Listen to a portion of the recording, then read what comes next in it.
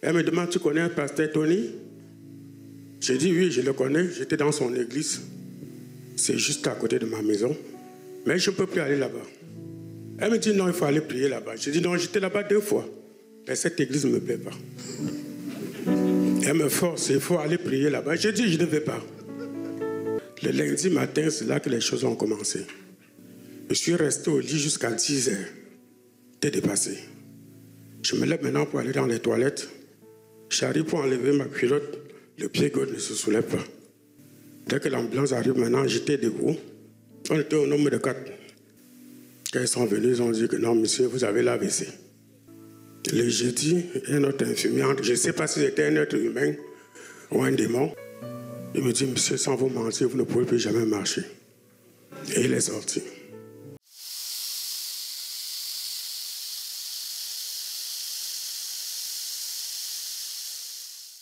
Bonjour et bienvenue à notre émission Le Temps de Dieu. Le Temps de Dieu, c'est un podcast qui vous est présenté par le ministère Tony Silassi Mission Internationale. Et moi, je suis Nadine, je suis votre animatrice aujourd'hui. Aujourd'hui, nous allons parler de quelque chose qui est très important. On m'a déjà dit qu'à chaque fois que je fais une introduction, je dis toujours on va parler de quelque chose qui est très spécial. Mais aujourd'hui, on va parler de quelque chose qui est très important. Et le thème de notre journée d'aujourd'hui ou de notre épisode du jour, c'est comment reconnaître les bénédictions ou la bénédiction de Dieu. Et pour pouvoir en parler, aujourd'hui, nous allons parler d'un frère qui n'était pas capable de reconnaître la bénédiction de l'Éternel directement, mais lorsque le Seigneur a ouvert ses yeux pour reconnaître qu'il était en train de recevoir une bénédiction de l'Éternel, sa vie a complètement changé. Et après avoir visionné ce témoignage, on se retrouve pour en parler. Je causais avec ma fiancée au Cameroun. Elle commence à pleurer. Je demande qu'est-ce qui ne va pas. Elle me dit qu'elle était chez un pasteur pour prier avec lui. Le pasteur lui a dit que c'est ma chair qu'on veut maintenant. Ça m'a étonné.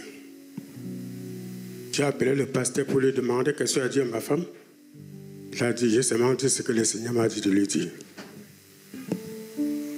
Quelques jours encore, je parlais avec elle, sa petite sœur était là avec elle.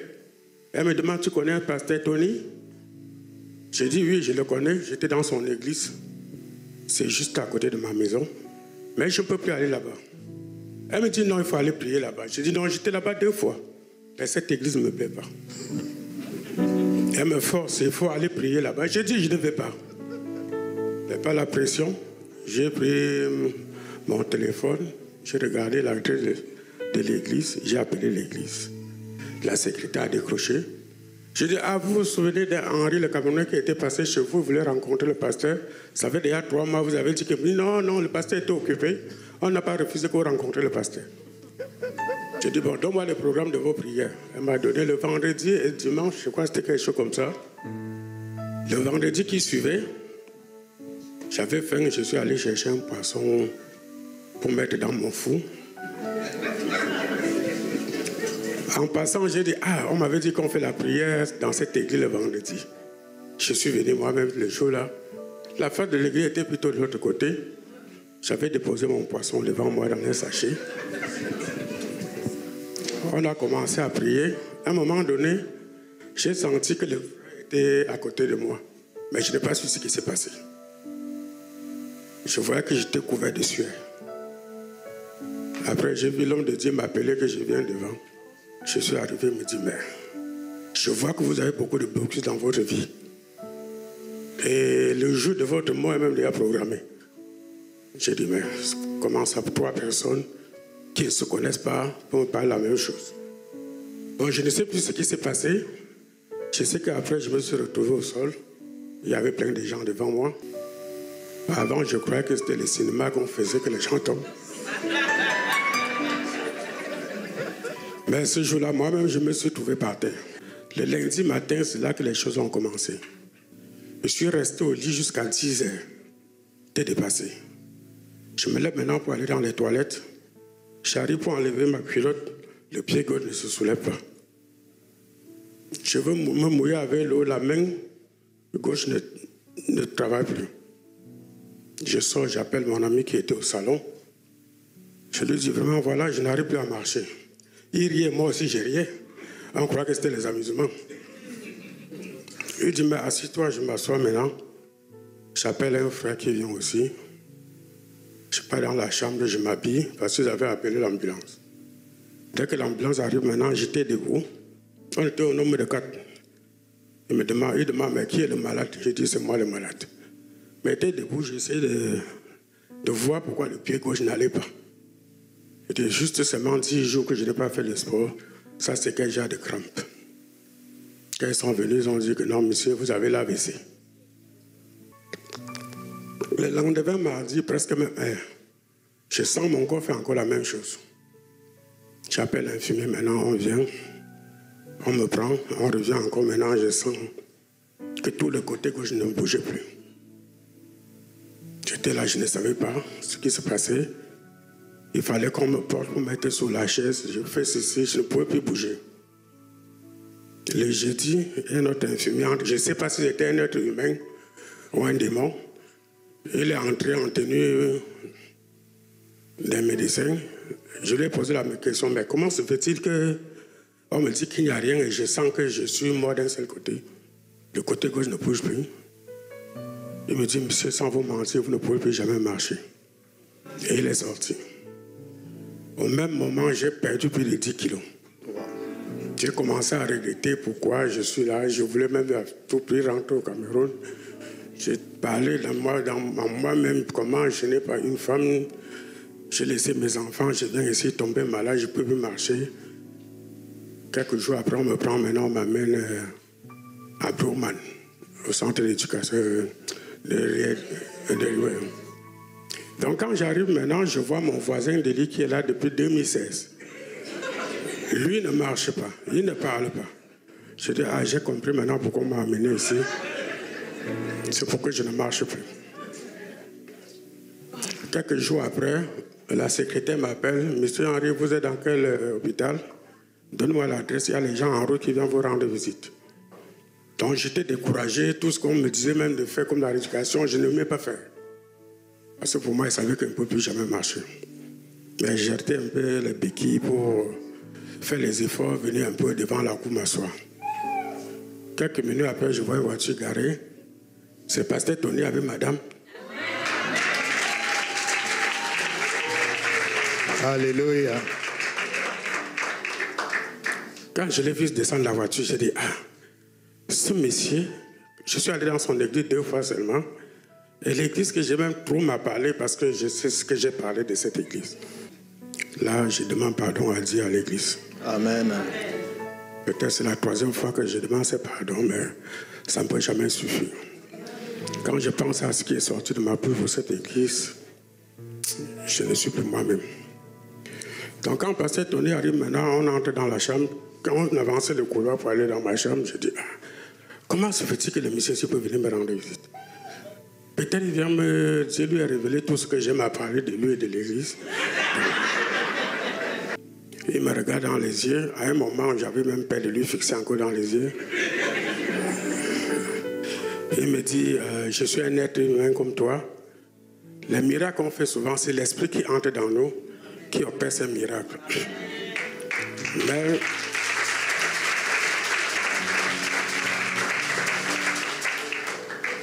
l'infirmier qui était venu te dire que tu ne vas plus marcher, ce n'est pas lui-même qui parlait, c'est le démon qui parlait en lui. Quand il me dit ça, je secoue la tête et me dit, tu ne vas pas mettre long dans cet hôpital. Avant de rentrer chez toi. Et tu marchais encore sur tes 2 pieds. J'ai regardé, j'ai compris que non. Ce n'est pas lui-même qui me parle, mais c'est l'esprit là qui m'a dit dans lui qui me parle. Guéris son bras, guéris son pied, guéris sa tête. Dans le nom de Jésus. Amen. Oh Father, thank you. Nous déposons la grâce de guérison et de la restauration de tous les corps. Le Saint-Esprit. Oh, thank you, Jesus. nous déposons la grâce de guérison et de la restauration tout le corps dans la vie de notre frère. Au nom de Jésus. Quand ils sont partis maintenant, j'ai fait l'effort d'aller même dans la douche sans les voir. Je suis même tombé, même mon voisin qui ne parlait pas, il a fait les bruits, c'était pour montrer que tu as laissé les béquilles. Mais j'ai dit en moi que non, l'homme de Dieu vient de me dire qu'il veut marcher sur mes deux pieds, je veux marcher. Je suis allé dans les toilettes et revenu. Le lendemain, je commence à sortir sans les béquilles, on m'arrêtait souvent au couloir. Acclamons le Seigneur, acclamons le roi de gloire.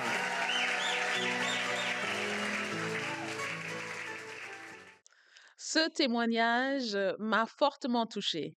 J'aime beaucoup comment Papa Henri parle. Il a une manière de s'exprimer qui est tellement authentique et tellement marrante aussi. Et ça se voit vraiment que c'est un homme qui a réellement vu la main de l'Éternel.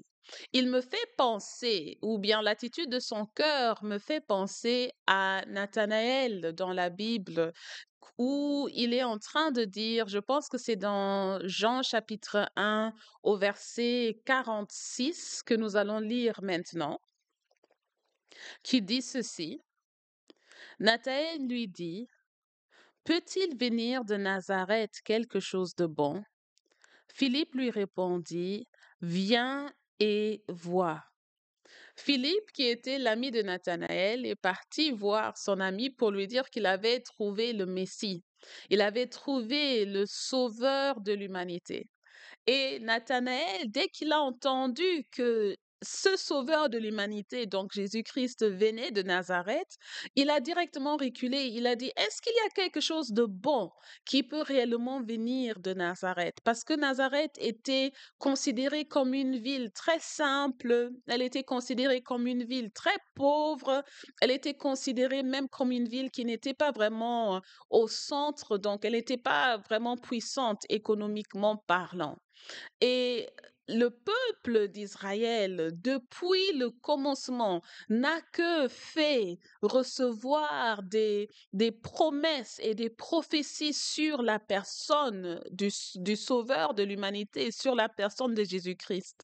Et lorsque Jésus-Christ alors finalement est apparu dans toute sa simplicité et dans toute son humilité, et en plus venant de Nazareth, c'est normal que Nathanaël n'était pas dans la capacité de croire directement que c'était le sauveur de l'humanité.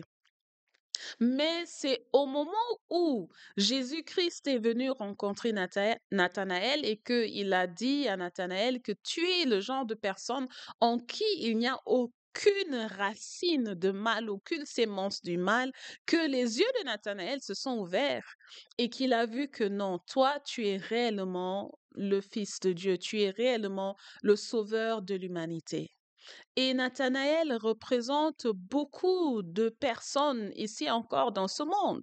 Nathanaël représente aussi Papa Henri. À plusieurs reprises, sa fiancée lui dit, va dans l'église de Pasteur Tony. Il a refusé. Et même lorsqu'il est venu dans l'église ici à ADV, à Bruxelles, il n'a pas aimé. Il n'était pas vraiment enthousiaste par rapport à ce qui se passait dans le culte. Il a même commencé à critiquer l'Église en disant beaucoup de choses qui n'étaient pas forcément très agréables. Mais le Seigneur a permis que le lieu que Papa Henri était en train de critiquer soit en réalité le lieu de sa délivrance et le lieu non seulement de sa délivrance, mais aussi le lieu de sa guérison. Parce qu'il y avait un complot qui a été organisé pour achever Papa Henri, pour mettre fin à sa vie. Mais le Seigneur a permis que la délivrance vienne auprès de Papa Henri dans un emballage qu'il ne voulait pas, ou dans un emballage qu'il ne considérait pas forcément valeureux. Et pour nous aussi, ça nous arrive. Parfois, nous attendons des choses de la part de l'Éternel. Nous prions pendant très très longtemps et nous rejetons de temps à autre la bénédiction de l'Éternel parce que elle n'est pas venue dans la forme qu'on pensait que cette bénédiction allait venir. Et le problème avec ça, c'est que Dieu nous connaît mieux qu'on se connaît nous-mêmes. Et que même si nous venons auprès de l'Éternel et nous disons, Seigneur, je veux que tu me bénis, mais je veux que tu me bénis comme ça, comme ça, comme ça, comme ça. Donc, exactement de la manière que j'ai conçu ça dans ma tête, nous serions déçus.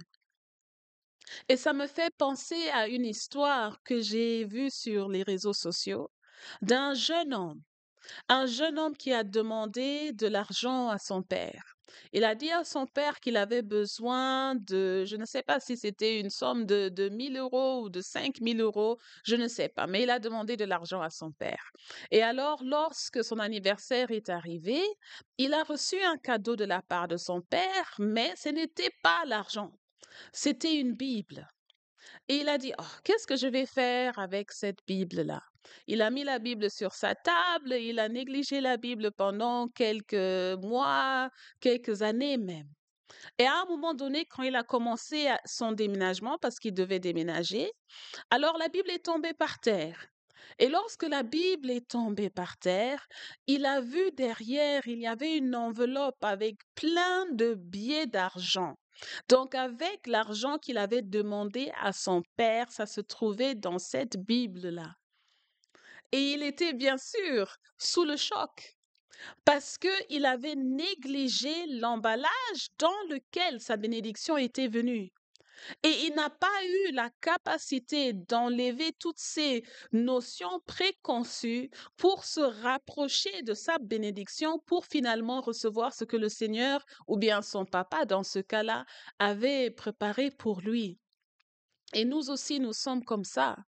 Nathanaël a failli rater le Christ parce qu'il pensait que Jésus-Christ allait venir avec toute sa gloire. La Bible dit même que le gouvernement reposera sur ses épaules, qu'on va l'appeler merveilleux conseiller, que c'est lui qui va sauver le monde entier. Et quand tu entends ces choses, c'est clair que tu te fais déjà une image dans ta tête. Et lorsque Christ est venu, la Bible nous dit dans le livre d'Ésaïe qu'il était ni beauté ni éclat. Alors ça veut dire qu'il n'était pas forcément extraordinairement beau. Il n'était pas extraordinairement attirant. Il est venu dans toute sa simplicité. Et il fallait le discernement. Et il fallait l'œil pour comprendre que Jésus est Dieu. Et de la même manière pour Papa Henri, même s'il n'a pas compris directement que c'était son lieu de bénédiction, à un moment donné, quand il a vu les attaques, il a compris que ici, c'est mon lieu de délivrance. Lorsqu'il a vu que l'homme de Dieu est venu lui rendre visite à l'hôpital, le même homme de Dieu qu'il était en train de critiquer autrefois est parti avec tout son amour et toute sa compassion pour prier pour lui à l'hôpital. C'est là où il s'est rendu compte que c'est ici le lieu de ma bénédiction. Alors nous devons demander à l'Éternel le discernement. Et nous devons demander à l'Éternel, Seigneur, ouvre-moi les yeux, afin que lorsque je te demande quelque chose, je ne rate pas la bénédiction parce qu'elle n'est pas venue dans la forme que je pensais qu'elle allait venir. Et aide-moi à être souple à ta volonté et à tes circonstances, afin que lorsque ta bénédiction vient, je suis dans la capacité de la recevoir. Philippe a dit à Nathanaël, viens et vois. Oui, tu as critiqué, tu as dit qu'il n'y a rien de bon qui peut venir de Nazareth, mais viens d'abord et vois. Et Nathanaël est venu quand même. De la même manière aussi, Papa Henri est venu aussi. Sa fiancée a dit à plusieurs reprises, viens. Il ne voulait pas venir, mais à un moment donné, finalement, il a cédé et il est venu. Et c'est là où on voit que Dieu est un Dieu de miséricorde. Même si nous ne sommes pas dans la capacité au début de reconnaître la bénédiction de l'Éternel, il va faire en sorte que nous recevons peut-être encore une deuxième ou une troisième chance de répondre à son appel pour maintenant ouvrir notre cœur pour recevoir la bénédiction qu'il a réservée pour nous. Et c'est ça qui est beau dans l'histoire de Papa Henri. Et même aussi dans l'histoire de Nathanaël, bien sûr, que le Seigneur est patient avec nous. Le Seigneur, il attend que notre cœur soit disponible et disposé pour se rapprocher de lui, pour pouvoir par après recevoir notre bénédiction. Et lorsque finalement nous recevons cette bénédiction-là, nous-mêmes, nous nous rendons compte que on était trop rigide dans notre pensée. Aussi, ce que j'ai apprécié dans le témoignage de Papa Henri, c'est la miséricorde et la compassion et le pardon que l'Éternel lui a accordé. Là, Papa Henri, il a dit lui-même que s'il pense à ce qu'il a dit en ce qui concerne l'Église, il n'est plus lui-même. Mais même quand nous faisons des erreurs, le Seigneur, dans son amour, dans sa miséricorde et dans sa bonté, nous pardonne et nous récupère. La Bible nous dit que nous sommes des êtres humains. Il n'y a personne qui est juste. Il n'y a personne qui est parfait. Mais même dans notre faiblesse et dans nos erreurs, si nous confessons nos péchés, le Seigneur est juste, il est fidèle pour nous pardonner. Alors, je veux que quelqu'un puisse comprendre qu'il n'y a aucune erreur que nous avons commise qui va faire en sorte que nous n'arrivons pas à nous rapprocher de l'Éternel. Il n'y a aucune faute, aucune faiblesse qui est beaucoup trop grande pour que nous ne puissions pas être dans la capacité de nous réconcilier avec le Seigneur pour recevoir ce que le Seigneur a préparé pour nous. Parce qu'il nous aime. Il nous aime d'un amour éternel et c'est dans sa volonté de nous bénir. Mais l'essentiel, c'est que nous ouvrons nos yeux et que nous comprenons, comme la Bible dit, que les voies de l'Éternel ne sont pas les voies de l'homme. Il va agir, mais il ne va pas agir de notre manière. Il va agir de sa manière. Et la manière de Dieu est toujours meilleure que notre manière. La façon de l'Éternel est toujours plus excellente que notre manière. Et il finit toujours par nous surprendre. Alors, je veux encourager quelqu'un aujourd'hui d'être comme Nathanaël, d'être comme Papa Henri, même si à un moment donné, tu as été trop rigide, même si à un moment donné, tu as peut-être voulu que la bénédiction de l'Éternel vienne dans une forme ou dans un emballage carré, mais le Seigneur a préparé ta bénédiction dans un emballage rond. Ouvre ton cœur et dis à l'Éternel, quelle que soit la manière que tu veux me bénir, quelle que soit la forme dans laquelle la bénédiction doit venir, Éternel, me voici, je me rends disponible. Parce que si nous refusons la bénédiction de l'Éternel, nous-mêmes, on est en train de se pénaliser. On est en train de nous mettre même en retard en ce qui concerne l'accomplissement de la volonté et de la destinée de l'Éternel dans notre vie. Alors, voici notre exhortation de ce jour. Comment reconnaître la bénédiction de l'Éternel? C'est d'abord de demander à l'Éternel le discernement. Ça, c'est la première chose. La deuxième chose, c'est d'être souple et ouvert à recevoir de la part de l'Éternel, pas de la manière que nous voulons recevoir, mais de la manière que l'Éternel lui-même, il veut nous donner la bénédiction. Et la troisième chose, si nous n'arrivons pas vraiment à le faire ou si nous avons peur que nous soyons trop rigides dans nos voies, c'est de demander à l'Éternel, Seigneur, permets que mon cœur soit souple et que mon cœur soit ouvert afin que je puisse recevoir ta bénédiction, afin que je ne puisse pas la rater. Et voilà, nous sommes arrivés à la fin de notre épisode, mais comme on le fait, j'aimerais bien que nous puissions prier ensemble afin que chaque personne qui est en train de suivre cet épisode ici ne rate pas sa bénédiction par manque de discernement. Seigneur, Encore une fois, tu nous as montré à travers la vie d'un être humain et à travers ta parole que tes voix ne sont pas nos voix. Seigneur, nous voulons te dire merci.